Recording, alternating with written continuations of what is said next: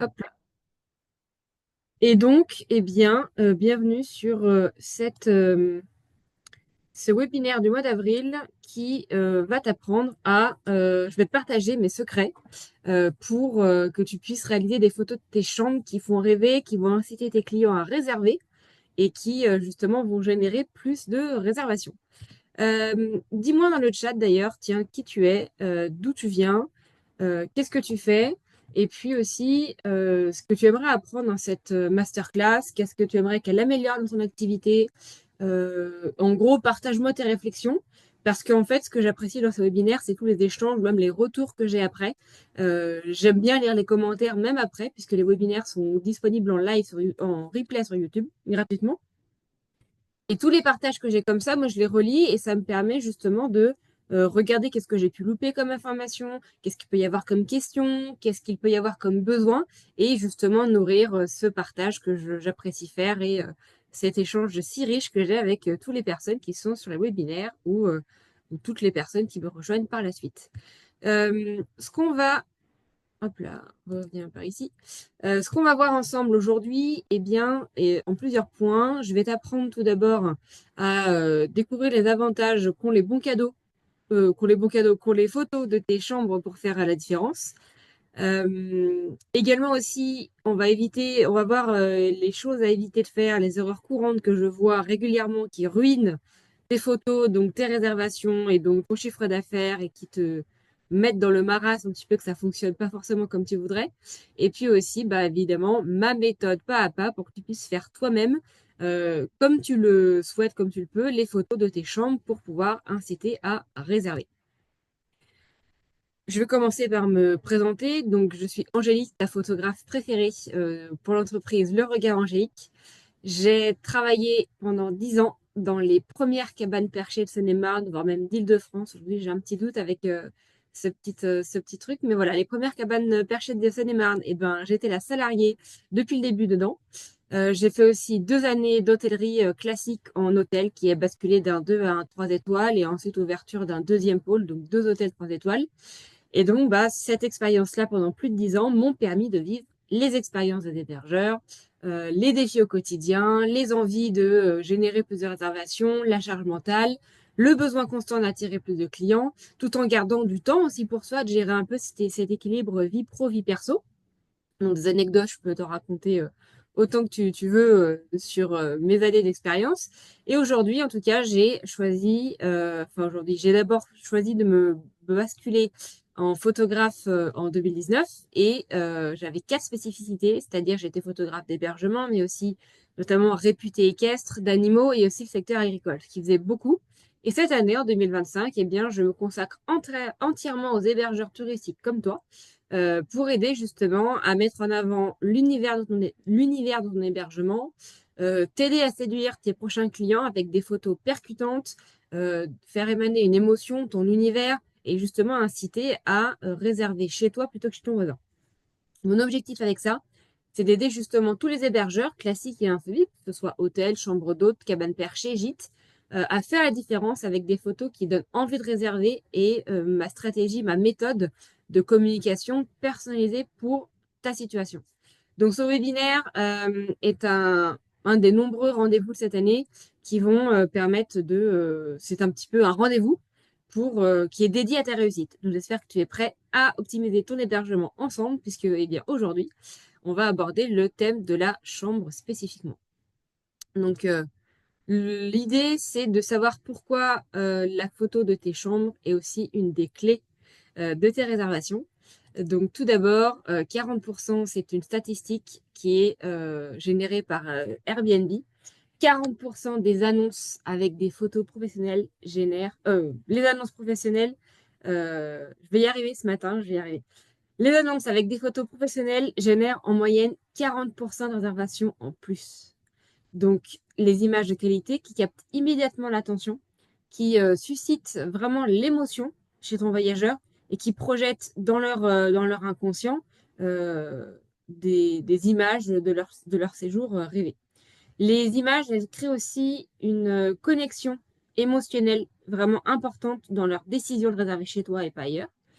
Et ces images permettent qu'ils s'imaginent dormir se reposer, se réveiller en tout cas dans ta chambre, dans ton hébergement. Le fait d'investir en tout cas dans des bonnes photos te permettent de booster ton taux de réservation et donc du coup ta rentabilité. Et de faire confiance à l'expertise d'un photographe pour sublimer ton bien, pour convaincre tes voyageurs que ton annonce est la perle rare qu'ils recherchent, et aussi un point d'orgue pour ta communication et les effets bénéfiques d'avoir des bonnes photos pour générer des réservations. Donc 40%, c'est vraiment énorme. On a aussi la statistique, hop là, de 54%, c'est le taux des consommateurs qui sont susceptibles d'abandonner leur achat sur le web par manque de photos. C'est-à-dire qu'aujourd'hui, on sait que les réservations viennent généralement des sites d'annonces, Booking, Airbnb, ton site internet ou des sites d'annonces type Grand Gîte ou autre chose, des relais d'annonces. 54%, si jamais les photos ne sont pas valorisantes, ne sont pas là, ne réserve pas chez toi. 54% de taux de visite. Donc aujourd'hui, si tu suis tes stats, prends ton taux de visite prends ton taux de visite sur ton site internet, sur tes annonces. Regarde déjà le taux de conversion par rapport à ceux qui achètent suite à ça. Mais si tu as plus de la moitié qui visitent mais qui ne restent pas, il y a un problème, notamment peut-être majeur avec tes photos, ton discours, ton site, mais ça peut être aussi un tout. Également, et là c'est une statistique de dingue, 93% des réservations passent par le web. Même si ils réservent via un appel, via un message Instagram, etc., 93% des réserves viennent du web. C'est un truc énorme. Et enfin, non, j'ai pas de stats. Donc voilà les premières stats que je voulais te présenter pour justement valoriser tes hébergements, enfin le fait les bienfaits d'avoir des photos des chambres très qualitatives. Et on passe justement à comment ruiner tes photos de tes chambres sans aucun effort. J'ai pris quelques exemples, je vais faire un petit tour sur Airbnb ce matin. Et j'ai pris quelques exemples, notamment le pire du pire, le jackpot, c'est celle-ci. Parce qu'une mauvaise photo, ça emmène un doute, ça emmène le doute qui emmène une perte de réservation. Et les photos sont l'outil le plus puissant pour instaurer confiance, projeter un sentiment de désir et de réservation, d'envie de venir chez toi. Et les photos, en fait, enfin, le fait d'avoir de mauvaises photos, les visuels moyens n'expliquent pas qu'il y a des prix bas ou des promos. Et justement, des promos ou des prix bas ne vont pas rattraper un visuel moyen, en fait. L'un et l'autre, on va essayer de les décorréler. Donc, tout ce qui ne va pas dans cette image, ben, en fait, rien ne va. La photo est prise d'en haut, la literie donne pas envie, il n'y a aucun soin, ne serait-ce que dans la chambre, hein, on n'a pas de lumière, on a une table de chevet qui est annexe, il n'y a pas de lampe, on va pas avoir une expérience client géniale, on devine qu'il y a un mur sur le côté, donc on va être gêné. La photo est prise d'en haut, c'est sombre, il n'y a aucun soin, enfin, rien ne va dans cette photo-là, et si tes photos de ton site ressemblent à ça, eh bien, reste ici puisqu'on va pouvoir voir ensemble comment améliorer tout ça. C'est le but du webinaire d'aujourd'hui. J'ai aussi préparé 4 exemples de photos qui peuvent être propres et jolies, mais qui ont chacune des petits défauts. Notamment, donc voici 4 exemples de ce que, si jamais tes photos ressemblent à ça sur ton site internet, eh bien, on va voir ensemble comment améliorer. Donc, par exemple, la photo en haut à gauche, une photo de chambre, mais en fait, ben, on n'a pas de lit. On devine dans le coin, mais on ne sait pas à quoi il ressemble. On a vu sur un coin où en fait on ne sait pas trop ce que ça évoque. Il y a une porte, ça donne le sentiment que c'est fermé. La photo est un petit peu inclinée. On a toutes les ombres qui partent dans l'autre sens. Il y a un bureau avec un ordi, mais est-ce que j'ai vraiment envie de dormir à cette chambre-là? Est-ce que cet ordi, un Mac, sera encore là quand je réserve? Enfin, une vraie inquiétude, mais en tout cas, je n'ai aucune information sur où est-ce que je dors, comment je dors et comment est l'espace de la chambre en fait. Et puis, est-ce que c'est depuis la porte d'entrée, donc j'ai la porte qui mène sur quoi? Sur un couloir, sur une salle de bain, sur des toilettes. Aucune info. La photo en haut à droite, pour être correcte, puisque on a une photo où on voit une lumière allumée chaleureuse, un lit, une belle armoire, une vue sur, euh, sur l'extérieur, il y a un bureau. Mais cette photo-là, tout est penché, toutes les lumières sont pas allumées. Donc le message inconscient, c'est que bah, le plafond est marque, mais pas celles qui sont au-dessus de la tête de lit. On a aussi une guitare qui est rangée en bordel dans le coin de la chambre. Qu'est-ce qu'elle fout là? On ne sait pas trop. Et la vue de la fenêtre donne vue sur un espace où il y a oui, du foutoir avec du linge qui est en train d'étendre. Enfin, est-ce que c'est la vue que j'ai envie d'avoir quand je voyage? Peut-être pas trop. Et un bureau avec un document, mais il n'y a pas plus d'informations que ça. Ça manque un peu d'expérience, c'est penché. Je souligne que les draps sont bien lissés, il y a une tentative d'avoir quelque chose de soigné, mais voilà, on a des lignes qui brinque-ballent partout, la guitare qui est là, qui fait un peu objet rangé, déposé là pour le cacher, enfin, des petits trucs qui sont pas ultra top. En bas à gauche, on a une chambre où c'est le bon point, c'est que c'est pris en face du lit, mais c'est pris vu d'en haut, donc toutes les lignes divergent, il n'y a pas de lumière, j'ai pas de lumière fournie, donc si je veux lire le soir, bah, je ne peux pas lire. C'est simple, ça manque un peu d'expérience et puis bah ça manque de lumière, j'ai pas trop envie de réserver dessus parce que c'est simple, etc. Mais l'expérience, c'est pas ouf. Et la photo de droite, une photo de chambre où donc on comprend que c'est une chambre enfant avec deux lits superposés. Mais bah, les lits superposés sont pas la pièce maîtresse de la chambre. On a un canapé. Est-ce que c'est le lit des parents qu'il faut ranger chaque matin? On ne sait pas trop en fait. Et donc, on a l'air, certes, on a une belle lumière, mais voilà, il n'y a pas plus d'informations. C'est un petit peu dérangeant. Et en tout cas, c'est une photo factuelle qui donne pas forcément envie de réserver. J'ai pas d'informations sur le lit d'en haut. Il n'y a pas l'air d'avoir de sécurité si mon enfant va tomber. Il n'y a pas l'air d'avoir de barreaux pour le protéger de tomber du lit superposé. Enfin, un petit peu inquiétant. Donc ça, ces clients-là, quand ils voient ça, bah, ils vont prendre ce choix-là parce qu'il reste rien d'autre et qu'ils veulent à tout prix être, peut-être que tu es bien situé à 3 kilomètres, à 300 mètres d'un lieu qui est sur leur événement de week-end. Le reste du temps, ils vont passer l'annonce et aller voir ailleurs. Donc ce webinaire va justement t'aider à valoriser tes chambres. Et donc, on va voir justement ensemble ma méthode pas à pas avant de photographier pour préparer justement tout ce qui peut être utile pour ton shooting où tu te fais toi-même tes bonnes photos. Donc, on commence par se poser les bonnes questions.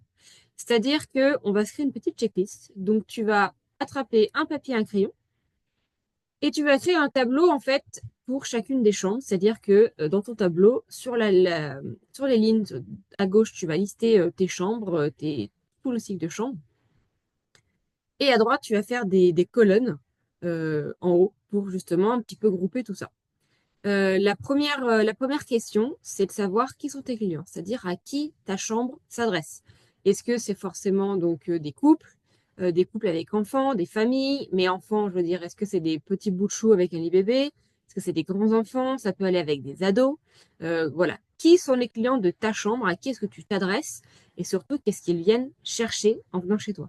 Est-ce qu'ils veulent un séjour détente? Est-ce que c'est des professionnels qui veulent un petit peu ils sont tout seuls et ils veulent un confort, pas un confort, oui, mais quelque chose d'optimisé pour leur séjour professionnel, là où on peut ranger des affaires, enfin voilà, un petit peu combien de temps ils viennent, quel est leur mode de consommation, en gros, à qui s'adresse ta chambre.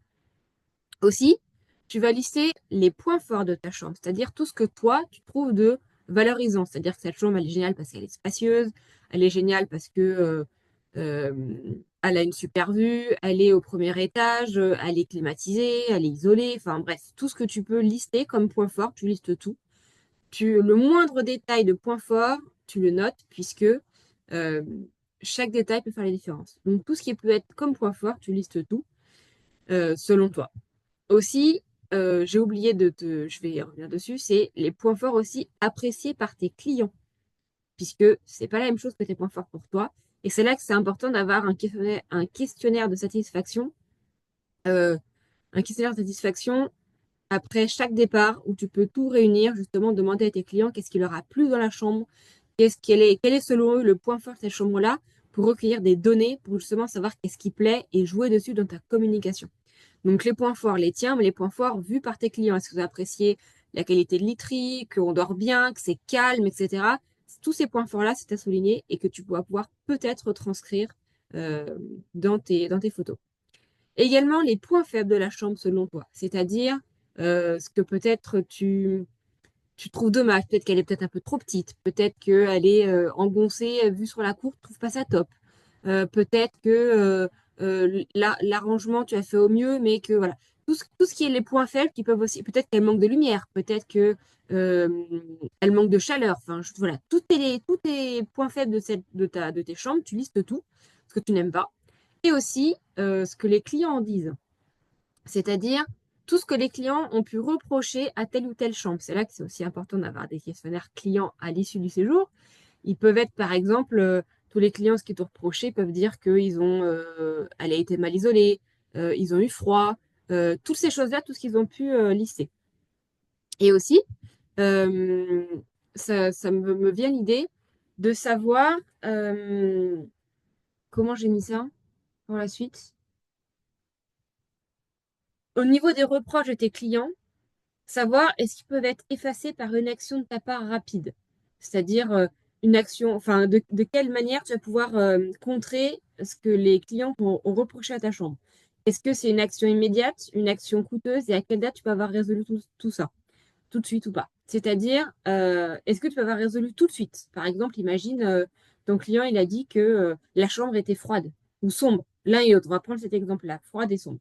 Est-ce que tout de suite, tu peux résoudre ce problème-là, c'est-à-dire en améliorant le chauffage, en chauffant d'avance, en mettant une couverture ou un plaid en plus? Ils ont dit qu'elle était sombre. Est-ce que tu peux tout de suite rajouter une lumière additionnelle, une lumière de pied, etc.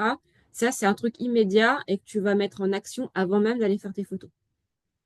Est-ce que le fait de résoudre cette action dépend de toi? Est-ce que, par exemple, tu as juste à mettre une lampe? Est-ce que tu as juste à rajouter un plaid? Ça dépend que de toi.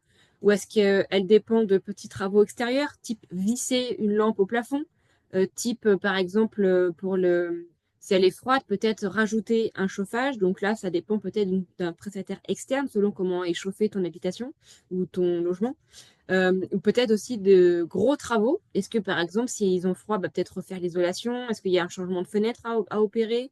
En termes de lumière, est-ce que tu veux peut-être mettre une fenêtre additionnelle? Enfin voilà, voir un petit peu dans les points faibles, est-ce qu'il y a des actions qui sont... Quelles actions tu vas pouvoir mettre en place pour résoudre ces points faibles? Est-ce qu'elles sont... L'action peut être immédiate, est-ce qu'elle ou à date ultérieure? Est-ce qu'elle dépend de toi ou est-ce qu'elle dépend de quelqu'un d'extérieur? Et puis aussi, au niveau de ta chambre, tu vas lister l'orientation et les moments de la journée. Donc l'orientation, c'est-à-dire quelle est la vue de la chambre. C'est-à-dire est-ce qu'elle est orientée nord, sud, est, ouest. Euh, Quelle est la vue? Est-ce qu'elle a vue sur la nature? Est-ce qu'elle a vue sur la rue? Est-ce qu'elle a vue sur une cour? Est-ce qu'elle a vue sur la piscine? Toutes ces choses-là, tu vas lister parce que ça va aussi avoir son importance. Et au niveau de l'orientation au moment de la journée, c'est pour l'ensoleillement, c'est-à-dire de savoir si elle est orientée plein est. Tu sais que tu as la lumière du matin et pas celle du midi ou du soir. Si elle est plein sud, la photo à midi, 13h, tu vas avoir un gros ray de lumière, elle peut être chaude. La lumière du soir, toutes ces choses-là, ça peut être super important pour toi. Voilà, donc cette checklist, ça va te servir en tout cas à savoir les points forts, les points faibles et qu'est-ce que tu vas valoriser dans tes photos. Donc s'il y a des questions jusqu'ici, s'il y a des choses qui manquent de clarté, il y a besoin de faire une petite lumière, utilise le chat. J'ai la fenêtre de chat qui est sous mes yeux et je serai ravie de répondre à toutes les questions. Normalement, le chat fonctionne pour ce webinaire. Ensuite, pour un bon shooting, avant même de penser à photographier, on va d'abord penser à le préparer.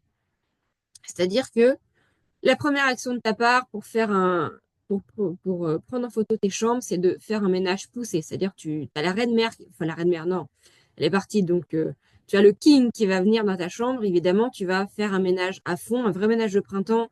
Tu vas penser à faire les poussières sous les lits, sous les meubles, faire la poussière notamment sur les lampes, dépoussiérer notamment les abat-jours, etc. Faire un vrai ménage, les vitres au cordeau, tout est nickel, tout doit être passé en revue. Tu fais comme si tu avais fermé depuis 3 mois, tu allais rouvrir ça, tu sors tout, tu nettoies tout, tu passes un chiffon sur tout. Vraiment, c'est le détail qui peut être ultime, qui peut donner un sentiment de propreté dans tes photos. Tu vas aussi optimiser les espaces, c'est-à-dire de voir un petit peu, peut-être que tu as toujours mis cette table et cette chaise comme ça dans ton hébergement, mais peut-être que finalement, ça rendrait mieux dans l'autre sens. Peut-être que optimiser le placement sur le lit, peut-être que les lumières à la tête de lit ont peut-être besoin d'être agencées différemment pour avoir le bouton qui vient mieux sous la main. Toutes ces petites optimisations, notamment sur le bureau, de placer tel ou tel événement, tel ou tel élément, etc., d'optimiser au maximum ta chambre pour qu'elle soit efficace et que les volumes soient corrects. Et des fois, on peut même des fois avoir l'idée de repenser la chambre, de repenser l'emplacement du lit, etc. Parce qu'on se dit que finalement, comme c'est là, nous-mêmes, on est gêné que les clients donnent des remarques, tu vois, le fait de on a du mal à passer du côté gauche parce que le toit est trop bas, on se dit peut-être que ce serait peut-être bien aussi de réagencer, de réfléchir à un réagencement. De aussi, pour préparer ton shooting, de faire des mises en scène, c'est-à-dire peut-être d'avoir un bouquet de fleurs, d'avoir peut-être un livre qui est posé sur la chaise du bureau, d'avoir un plaid légèrement défait sur la chaise ou mis de manière optimisée.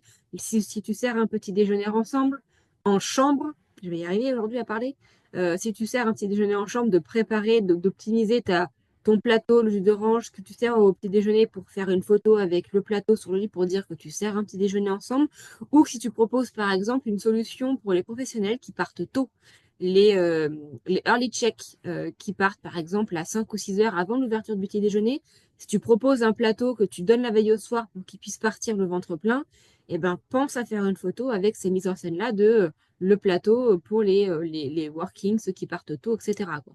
Donc pense à tous ces détails-là, ces petits services additionnels, les mises en scène justement de placement dans la chambre pour justement valoriser des services, tes serviettes que tu, par exemple, les mises en scène, il y a des personnes qui font des serviettes avec les signes, avec des effets papillons, etc. Eh bien ça, c'est une mise en scène et pense à la valoriser pour ta photo. Et puis aussi, quand tu as fait tout ça, eh bien, mets-toi dans la tête de ton voyageur. C'est-à-dire que t'imagines être, par exemple, ou le voyageur relou, le voyageur fatigué, le voyageur exigeant, le voyageur sympa qui aime tout, tu vois. Et tu rentres dans ta chambre pour faire le tour, pour te dire, si je suis ce type de voyageur, qu'est-ce que je ressens quand je rentre dans ma chambre? Qu'est-ce que j'attends? Qu'est-ce que j'apprécie? Quels sont les points forts? Aussi, tu peux, enfin oui, tu peux faire appel à tes amis ou ta famille lorsqu'ils viennent chez toi un jour et tu leur dis, écoute, oublie qu'on est potes, oublie que t'es ma sœur, oublie que t'es mon neveu, va dans telle chambre et dis-moi d'office quand tu rentres, qu'est-ce que tu ressens, qu'est-ce que tu aimes, quels sont les points forts, qu'est-ce que t'aimes pas. Parce que aussi d'avoir un regard extérieur permet de totalement euh, de pouvoir en fait éviter de passer à côté de certains éléments et de révéler des choses qu'on n'avait pas pensé avoir. Donc de se faire accompagner par des amis, la famille comme ça quand ils viennent chez vous et qui un petit moment ensemble, juste faire le test, les chambres libres. Tiens, monte à telle chambre-là et dis-moi tout de suite qu'est-ce que tu ressens, qu'est-ce que tu aimes, qu'est-ce que tu n'aimes pas et comment, selon toi, je peux optimiser ça. Ça peut des fois donner des idées, des pistes de réflexion. Tout n'est pas bon à prendre, pas forcément, mais ça peut donner des idées, des pistes ou des choses que tu n'avais pas pensé avoir. Donc voici pour les étapes, comment on prépare son shooting avant même de devoir penser à photographier. On se met en place avec une checklist, les points forts, les points faibles, et on prépare son lieu, on optimise tout, et quand on fait son ménage, on met par exemple des draps qui correspondent à l'ambiance de la pièce, des draps qui rendent la pièce valorisante, qui vont valoriser l'émotion perçue dans cette pièce-là. On va passer à l'action et on va commencer ensemble à transformer tes photos dès aujourd'hui pour avoir des chambres qui donnent envie de réserver. Donc, les 3 astuces que je te partage pour réussir plus rapidement à faire ton shooting sur tes photos, tes shootings sur tes chambres spécifiquement. La première action, ce sera d'activer la grille. Parce que quand j'ai dit ça, souvent on fait tous les photos avec un téléphone. Je vais arriver à parler ce matin. Le fait d'activer la grille, c'est dans le menu ou du téléphone ou des paramètres généraux, il y a afficher la grille, afficher le quadrillage, ça porte plusieurs noms. Et quand tu actives la grille, tu vas avoir des lignes verticales et horizontales qui vont apparaître sur ton écran quand tu vas vouloir faire de la photo. Je vais essayer de penser à voir si on peut voir ça directement sur mon téléphone. Tac, tac, tac. Est-ce qu'on voit quelque chose? Voilà. Tu vois, sur mon téléphone, il y a des grilles, des lignes verticales qui apparaissent pour justement te guider justement si c'est droit, pas droit. Donc activer la grille, ça te permettra d'avoir ça et te permettra justement de savoir si ta photo, si tout de suite quand tu cadres, si c'est droit, si c'est pas droit, en termes de verticalité et d'horizontalité, c'est un vrai accompagnement à faire des photos droites et verticales. Deuxième astuce pour faire des meilleures photos de tes chambres, eh bien, tu vas allumer la lumière dans ta chambre. Mais pas que le plafonnier, tu vas allumer toutes les lumières. Certains confrères sont pas forcément d'accord sur ce plan-là. Moi, j'ai envie de te conseiller que lorsque tu fais toi-même tes photos, il est important de donner une ambiance chaleureuse. Le fait d'allumer les lumières va déjà éviter d'avoir des ombres, tu sais, les recoins de la chambre sous les toits ou au fond là-bas que la fenêtre donne pas forcément de lumière. Le fait d'allumer toutes les lumières, plafonnier, les têtes de lit, la lampe du bureau, etc., donnera un sentiment beaucoup plus clair, beaucoup plus chaleureux. Et on verra le message inconscient à ton client que il y a de la lumière partout, c'est l'air revenu, il verra clair et que toutes les lumières fonctionnent. C'est un message inconscient pour dire que bah tu joues franc jeu, tout est allumé, tout est OK. Et ça fonctionne comme ça. Donc avant même de shooter, tu fais le tour de ta chambre, tu allumes tout, vraiment tout. Et dernière astuce pour toi, de viser le nombril. Alors on va dire, de quoi elle parle celle-là? Eh bien, en fait, quand tu vas vouloir prendre tes photos, la majorité des personnes, quand ils shootent les photos, je ne sais pas pourquoi, ça arrive à beaucoup, on lève le téléphone. Je ne comprends pas l'idée, parce que quand on lève, on fait ça, c'est-à-dire qu'on incline, et en fait, on a une chambre vue de haut avec des diagonales, des lignes qui partent en diagonale dans toute la photo, qui donnent un sentiment totalement obsolète. Le fait de viser le nombril, c'est que quand tu vas vouloir photographier, le nombril, grosso modo, c'est la vue moyenne pour avoir une homogénéité entre toutes les perspectives de la chambre. C'est-à-dire que si tu vas mettre ton appareil photo trop bas, tu vas avoir en fait un plancher, un parquet, un sol qui va devenir trop imposant dans la pièce, un lit qui va faire volume de paquebot et un plafond qui va être très visible et très haut dans la pièce. Si tu mets ton téléphone très haut, tu vas écraser un peu les perspectives et tu vas avoir moins de plafond et la chambre va paraître chelou. Des fois, on peut la faire paraître plus grande alors qu'elle ne l'est pas. Plein de choses comme ça. Donc, le fait de viser le nombril, c'est la bonne hauteur. C'est un repère pour avoir une hauteur à peu près, une hauteur homogène dans toutes tes photos. Et il y a des fois, on se dit, mais si je suis au nombril, des fois, j'ai du mal à prendre la photo. Donc, par exemple, si je me mets debout et que je suis au nombril comme ça, on se dit, bah, je vois pas grand-chose au niveau de mon ventre. J'incline un peu, je vois pas très clair. Et bonne idée, c'est de prendre le repère du nombril et puis ensuite, bah, de s'agenouiller pour arriver, en tout cas, à la hauteur désirée. Et souvent, en fait, on finit à genoux quand on fait les photos avec son téléphone. Voici pour les 3 astuces. Est-ce qu'il y a des questions dans le chat? Est-ce qu'il y a des besoins, des choses qui ne sont pas claires que j'expliquais ça? Dites-moi dans le chat si ça vous parle euh, et s'il y a des zones d'ombre qui persistent. En tout cas, avec moi, eh bien, il y a plus que 3 astuces puisque je t'en donne, puisque quand il n'y en a plus, il y en a encore. Donc, pour poursuivre, mon astuce aussi, c'est de penser à désactiver le flash parce que beaucoup de personnes, des fois, ont le flash forcé ou le flash automatique. Des fois, il n'y a pas assez de lumière et donc le téléphone ou le boîtier, hein, peut être aussi un appareil photo qui déclenche le flash. Le fait de faire un coup de flash, eh ben, ça va faire un gros aplat blanc dégueulasse, pour être honnête, totalement crade. Ça fait aussi très amateur. Et puis, ça va aussi mettre une lumière, par exemple, sur le devant de la photo et exacerber un effet d'ombre dans le fond. Donc, on pense à désactiver le flash et allumer les lumières pour compenser les effets d'ombre.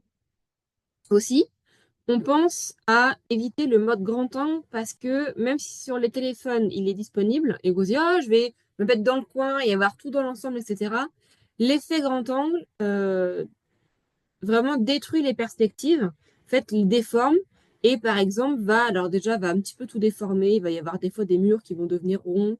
Il va y avoir aussi des emplacements une perte de perspective en fait. Et des fois, on va faire paraître une chambre beaucoup plus grande que ce qu'elle n'est. Mais surtout, on va montrer qu'en fait, c'est surréaliste et que c'est pas vendeur. Donc, reste en mode normal de l'appareil normal. Et que si jamais tu as du mal à prendre toute la chambre, eh bien, c'est ni la faute du téléphone, ni la faute de la chambre. C'est qu'il y a un autre cadrage à penser. Si jamais tu veux avoir toute la chambre dans une seule photo, demande-toi pourquoi. Demande-toi si c'est possible. Et puis, il y a des fois, en fait, on dit que j'ai pas assez de recul, mais l'astuce, c'est de soi-même mettre un téléphone beaucoup plus loin que ce qu'on a devant nos yeux. Ou des fois, de prendre d'autres points de vue plus originaux pour essayer de valoriser des points de vue beaucoup plus pertinents. Donc, voilà mes conseils pour éviter le grand angle. Et puis aussi, on va essayer de penser à redresser le téléphone. C'est-à-dire que la majorité des personnes, quand elles font des photos, je vais essayer de mettre de profil, hop là. Pas pourquoi. Donc, vous voyez, mon téléphone, là, il est de deux côtés. La majorité, on fait des photos comme ça. C'est-à-dire qu'on va mettre le téléphone légèrement penché. Même quand on est en mode comme ça, on va le mettre légèrement comme ça. Ce qui fait quand on fait ça, eh bien, on a tout de suite des perspectives qui vont partir en diagonale. C'est-à-dire que plus on incline, même ne serait-ce que, au lieu d'être très droit, de faire juste ça, on peut paraître droit, paf, il y a des lignes qui s'en vont. C'est pour ça que j'ai dit juste dans la slide d'avant, j'ai commencé par recommander d'activer la grille. Parce que les lignes verticales de la grille vont vous permettre de pouvoir vous placer cette ligne-là le long d'un mur, d'un angle, d'une porte, et de voir si vous êtes droit ou pas. Et que si vous n'êtes pas droit, ce qui est 99,9% des cas, eh bien de redresser, c'est-à-dire soit de redresser comme ça, mais du coup aussi, bah, c'est bizarre, c'est encore pas droit. Bah, c'est souvent voilà, que vous êtes comme ça et qu'il faut juste redresser de cette manière-là. D'où l'idée de se mettre au niveau du nombril. Tout est lié, tout concorde. Dis-moi si ces astuces te parlent. Dis-moi dans le chat si tu t'imagines, si tu en connaissais déjà, si tu en appliquais déjà et si tu penses qu'il y a une difficulté à les appliquer. Voir si j'ai perdu mon chat, voilà. Voir si c'est quelque chose qui peut paraître compliqué pour toi ou tout à fait facile. Eh bien, on passe aussi à la suite. J'ai perdu ma souris. Hop là. Si je reviens sur le bon endroit. On va voir ensemble aussi, avant de faire le shooting de ta chambre, les 3 types de photos incontournables à avoir ou à faire quand tu vas faire ton shooting. Donc, on a vu aussi beaucoup d'astuces et on a vu comment on a vu les avantages de faire, d'avoir de bonnes photos de ses chambres. On a vu les erreurs à éviter, les choses à ne pas faire suite aux premières photos. On a vu aussi comment préparer son shooting, qu'est-ce qu'on a envie de montrer, quels sont les points forts et les points faibles de ses chambres pour savoir qu'est-ce qu'on va photographier. Et également les astuces, les choses à faire, à ne pas faire pour maximiser les photos de ses chambres. Mes 3 types de photos incontournables pour faire des photos de chambre. Ben, la première, c'est d'avoir la photo. Alors là, c'est une petite erreur de frappe. C'est pas la photo qui vend, en fait, c'est la photo valorisante, c'est-à-dire c'est la photo qui sera la photo majeure de ta communication et tes annonces, c'est la photo qui donne envie. C'est une photo souvent qui est prise dans un coin ou dans un cadre assez insoupçonné de manière originale, qui peut être par exemple euh, le- un coin où l'armoire gêne et des fois j'ai fait des photos depuis une étagère. C'est-à-dire que j'ai mis l'appareil photo dans l'étagère parce que j'avais besoin d'un point de vue original ou de valoriser un truc et que moi, si je me mettais devant l'armoire, j'avais pas le point de vue. Je voulais reculer de 2 mètres, et ben j'ai mis le boîtier, etc., sur une étagère, dans le bouquet de fleurs, par exemple sur le bureau. Sur le bureau, il y a des fois, on ne s'imagine pas, mais en fait, l'idée, c'est de mettre le retardateur, de placer le téléphone sur le coin du bureau, dans le coin du mur, et de faire une photo avec le pot de crayon devant ou la lumière devant qui donne un point de vue tout à fait original et originel qu'on n'a pas l'habitude de voir. C'est un point de vue qu'on ne pense pas avoir dès qu'on rentre. Donc voilà, la photo qui vend, c'est le point de vue un peu plus original, un peu plus majeur, quelque chose d'insoupçonné qui valorise complètement la photo, qui fait un effet un peu waouh. La deuxième photo incontournable à avoir dans tes annonces pour tes chambres, c'est la photo factuelle. C'est un fait, c'est-à-dire que c'est une photo qui est simple, qui est jolie, qui est pas forcément folle, hein. Voilà, la photo factuelle, elle est pas dingue, mais c'est un fait. Elle montre un lit bien fait, un endroit, un lieu, et que c'est réglé. Souvent, la photo factuelle, elle est faite depuis la porte. C'est-à-dire que la photo faite depuis la porte rassure le client quand il va rentrer dans ta chambre parce qu'il a réservé chez toi grâce à cette photo. Et quand il va ouvrir la porte et voir la même photo qu'il a vue sur les annonces, il va se dire, ah, c'est bien là que j'ai réservé, ça ressemble bien à ce que j'ai réservé. On ne m'a pas menti. L'autre, il est vrai, il est honnête. Donc la photo factuelle, c'est ça. C'est simple, pas de mensonge. C'est pas ouf, mais voilà. Ça fait son job et ça rend factuellement une information de ta chambre. Et la dernière, le dernier type, c'est d'avoir une photo de détail, une photo d'ambiance. C'est-à-dire, c'est une photo qui a un premier plan net et un fond flou. Et cette photo permet de faire ressentir plutôt que de montrer de manière factuelle, contrairement à ce qu'on a vu juste avant. Les 3 photos sont importantes. Et la photo de détail d'ambiance, ça peut être par exemple le fait d'avoir un oreiller en gros plan devant, en point net, avoir vu sur la chambre le reste en fond flou, ce qui fait une photo d'ambiance, une photo de confort ou la photo justement du coin bureau avec la mise au point sur des stylos, sur le côté un peu travail, etc. et la chambre dans le fond pour dire qu'on peut travailler depuis la chambre, le message indirect. Et on ne montre pas forcément tout est net, mais on montre vraiment que euh, il y a un point net qui donne l'attention et le fond flou qui donne une ambiance, une émotion. Les 3 photos, comme ça, si tu as pour ta chambre une photo géniale, une photo factuelle, une photo de détail, ça peut aider à vendre et tu peux avoir pour chaque plan une photo valorisante, une photo factuelle, une photo de détail. C'est-à-dire, tu peux avoir une très grande chambre et en gros avoir 6 photos de ta chambre avec 2 photos majeures prises à 2 endroits différents, deux photos factuelles, une face au lit et une depuis le lit qui montre la vue de la fenêtre parce que là, une vue sur un arbre majestueux, par exemple. Et la photo d'ambiance, tu peux en avoir deux. Une, par exemple, avec la lampe de chevet en premier plan net et le vue sur le lit flou, ce qui fait que ça va donner une ambiance de chaleur qu'on peut lire, se reposer, etc. Et la photo de bureau que je t'ai incité juste avant. Enfin voilà. Tu peux vraiment maximiser et avoir 6 par triptyque de 3, donc 6, 9, 12 photos de ta chambre qui vont la valoriser et donner envie à tes clients de réserver.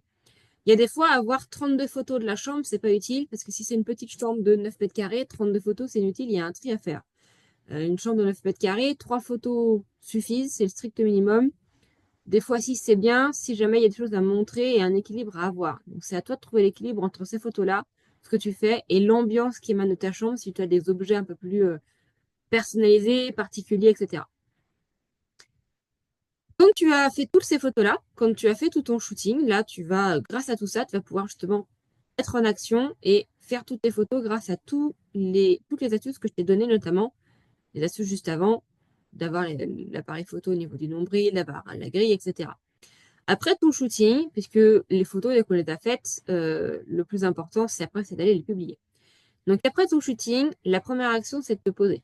C'est-à-dire de sortir cet impact émotionnel et de te dire, tiens, j'ai fait mes photos, bah tiens, c'est l'heure de déjeuner, je vais prendre mon repas et je vais reprendre mes photos après.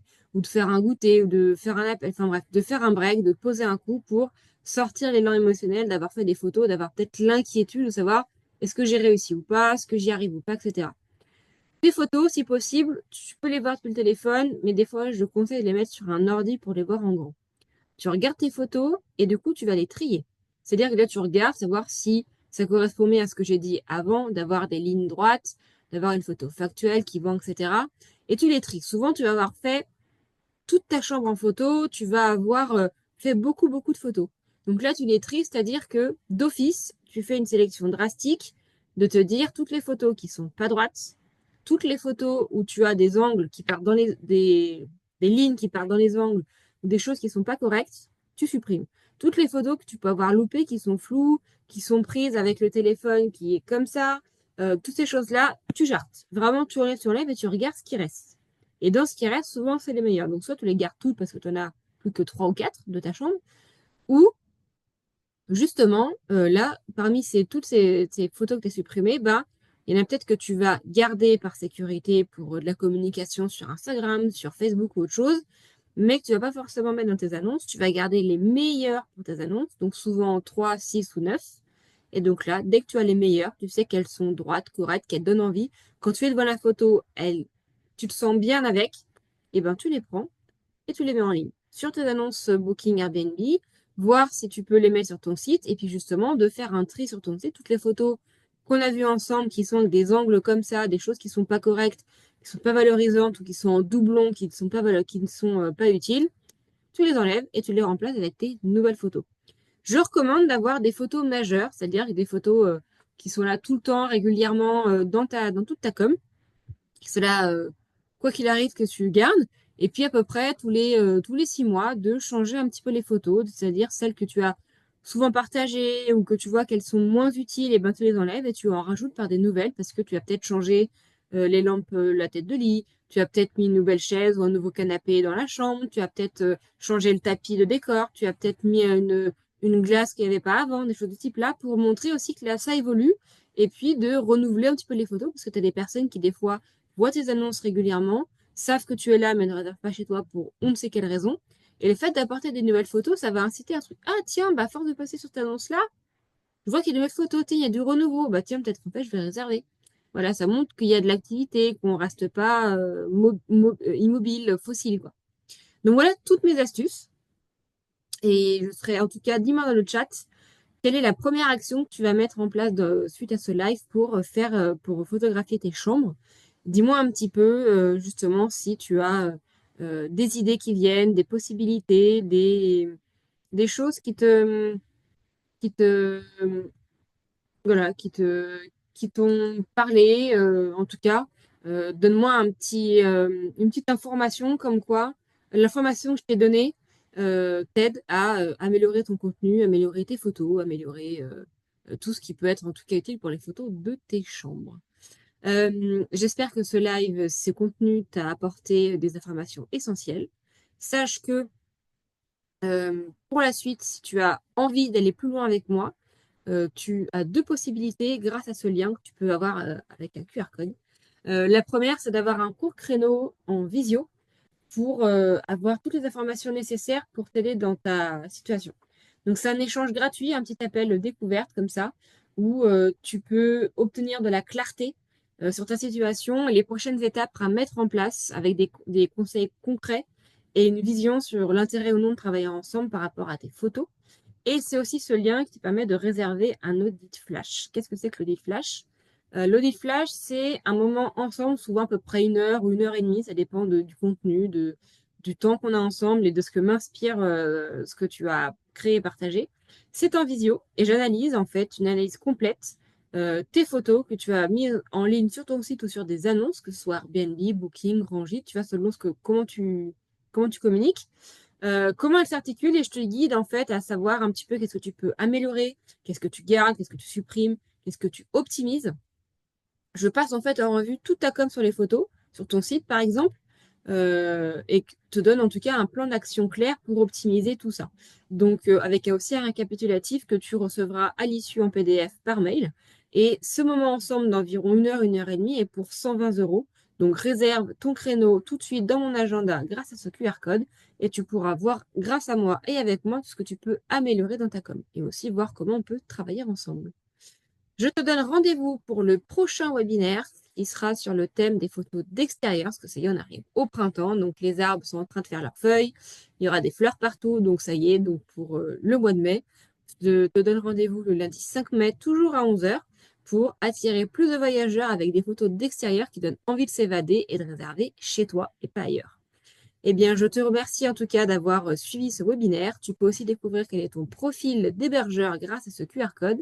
Un petit quiz sympathique pour quel est ton profil si tu es un défenseur de la qualité, un hôte apaisant, un leader charismatique et découvrir ton plan d'action et des petites clés pour optimiser ton profil et mieux travailler en tant qu'hébergeur.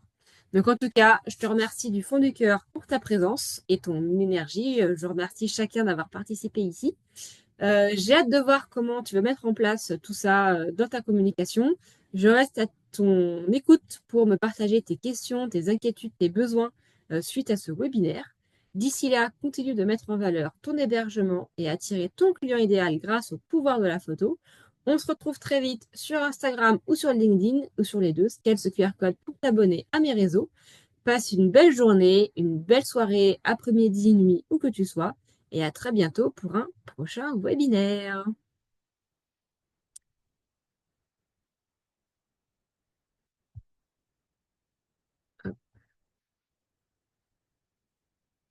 Eh bien, merci à tous et on met fin à ce webinaire. À bientôt.